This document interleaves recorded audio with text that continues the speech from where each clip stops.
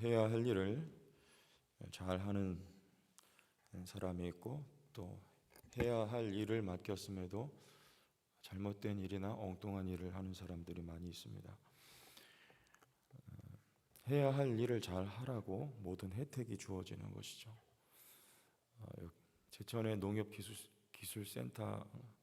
기술센터입니까? 거기 뭐 좀 얻으러 갔는데 이렇게 건물 한쪽으로 아담하고 예쁜 집들이 여러 채가 지어져 있는 것을 보았는데요.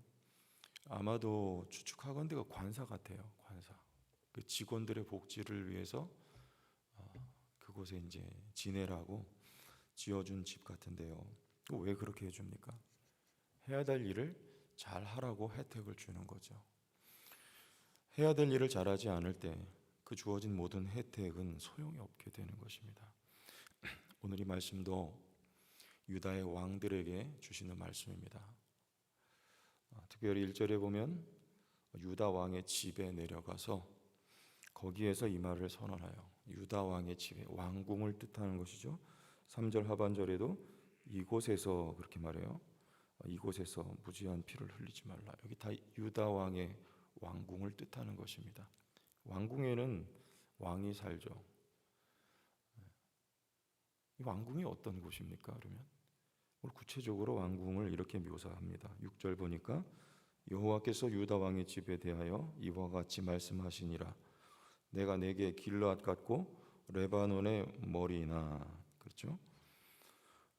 길르앗 같고 레바논의 머리. 실제로 이 유다 왕궁 성경 말씀에 레바논 숲의 집이라고 표현을 하고 있습니다.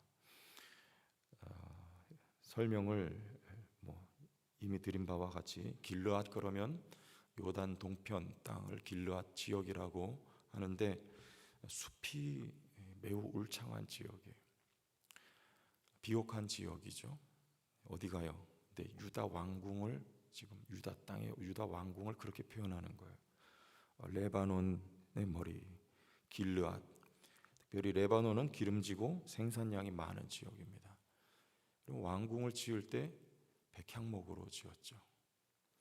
매우 좋은 재료들로 솔로몬이 왕궁을 지을 때 그렇게 왕궁을 지었습니다. 왜 그래요? 이유가 뭡니까? 왜 그렇게 좋은 곳으로 호의호식하면서 지낼 수 있도록 하나님께서 혜택을 베푸셨습니까? 해야 할 일을 하라는 거예요. 해야 할 일을. 다시 3절 보면 우리 함께 보세요. 여호와께서 이와 같이 말씀하시되 너희가 정의와 공의를 행하여 탈취당한 자를 압박하는 자의 손에서 건지고 이방인과 고아와 과부를 압제하거나 학대하지 말며 이곳에서 무지한 피를 흘리지 말라. 여기서 우리가 눈여겨봐야 될 단어가 정의와 공의를 누구에게 행하라는 겁니까? 이방인과 고아와 과부를 압제하지 말라는 거예요. 사회적인 약자죠. 이 이방인 고아 과부는요, 백성들을 말하자면 대표하는 신분들이에요. 이방인 고아 과부. 하나님의 관심은 약자들에게 있습니다. 그런데 왕은요, 좋은 곳에 살죠. 그리고 힘이 있죠. 이 말씀이 우리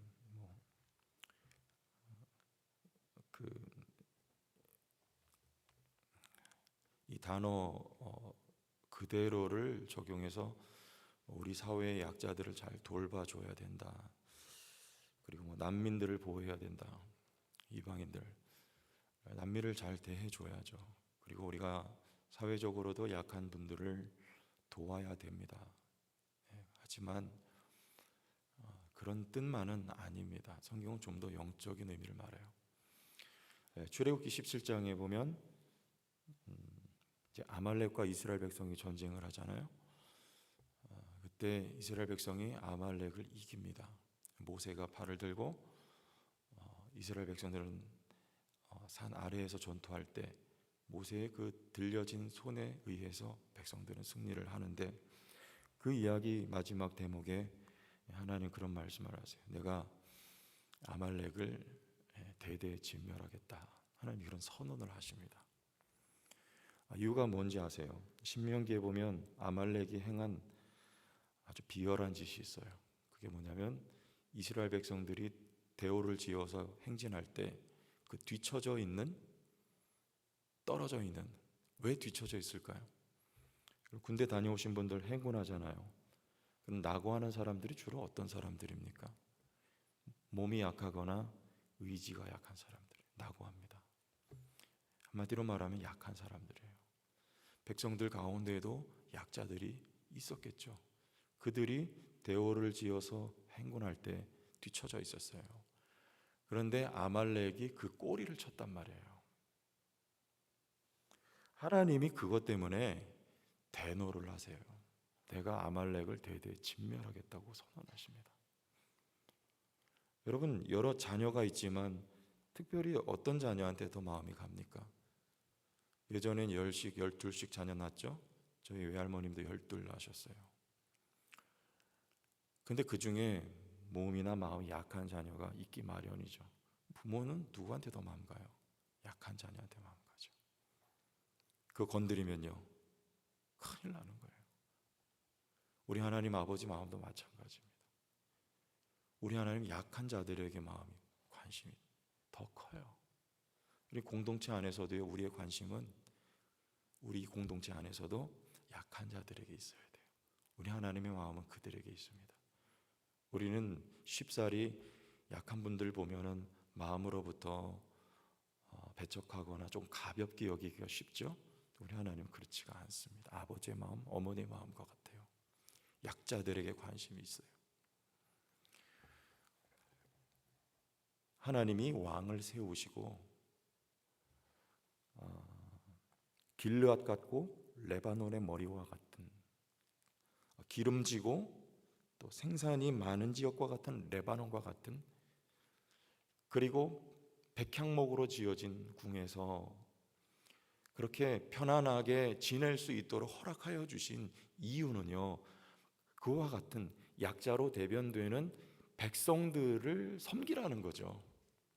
섬기라는 뜻은 바른 길로, 의의 길로 인도하라는 말입니다. 어제 이어서 생명 되신 하나님께로 백성들을 잘 인도하라고, 해야 할 일을 잘 하라고 주어진 혜택이 왕궁이에요.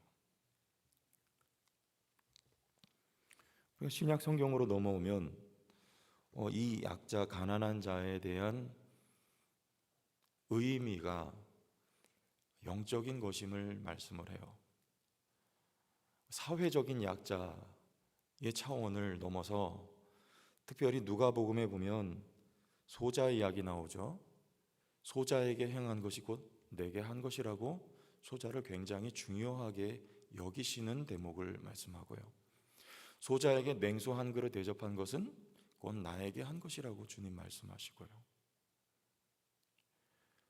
그리고 어린아이를 영접하면, 그죠?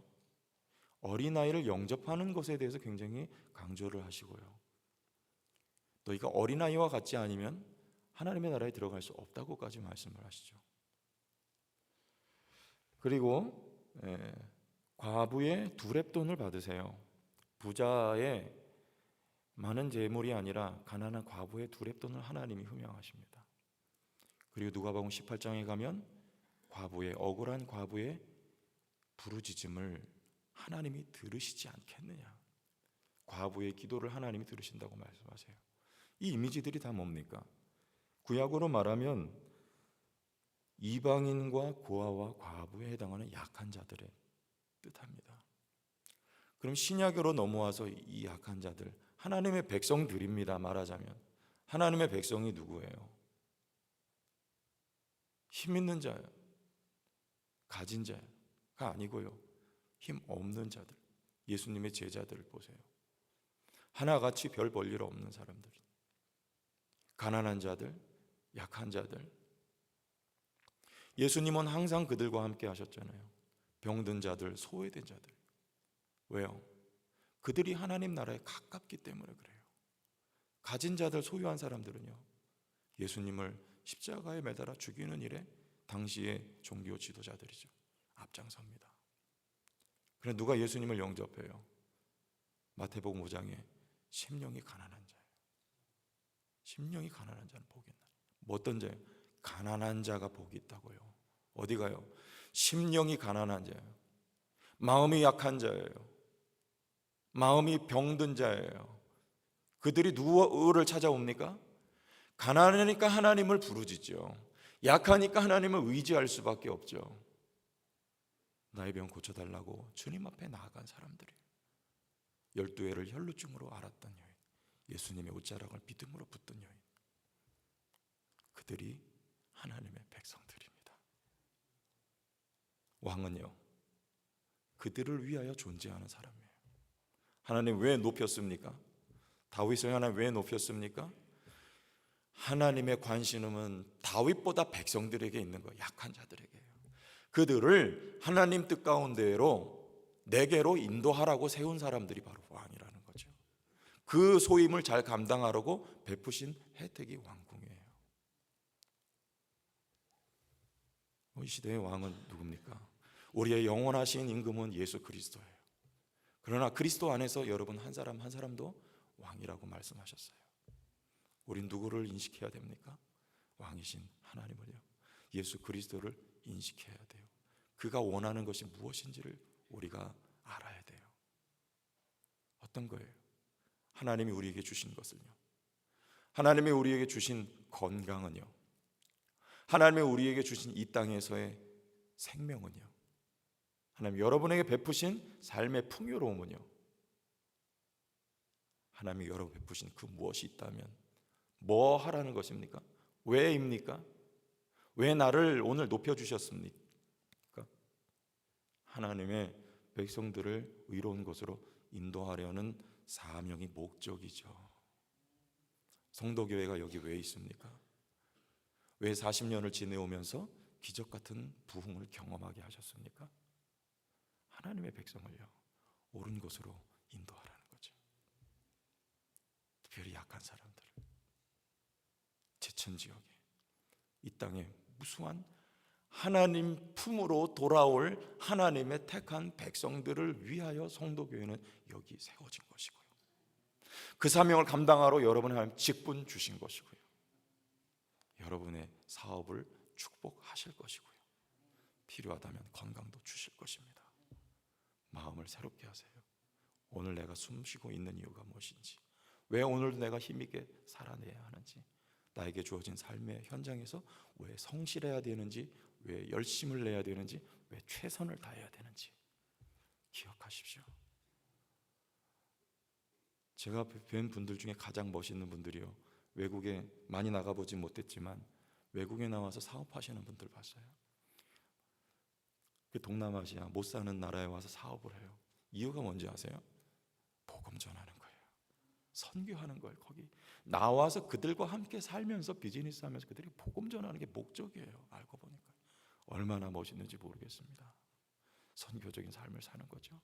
하나님의 백성들을 의로운 곳으로 인도하기 위하여 자기의 전 삶을 다 드린 거예요. 비록 우린 여기에 있지만 동일한 목적이 되면 얼마나 좋겠습니까? 하나님은 우리에게 복 주시고 복되게 하신 이유를 알고 하나님의 백성들을 의로운 곳으로 생명 가운데로 하나님 품으로 돌아오게 하는 일에 성도 교회 여러분들이 아낌없이 쓰임받는 은혜와 축복이 있기를 예수님의 이름으로 복을 빕니다. 하나님 아버지 감사합니다.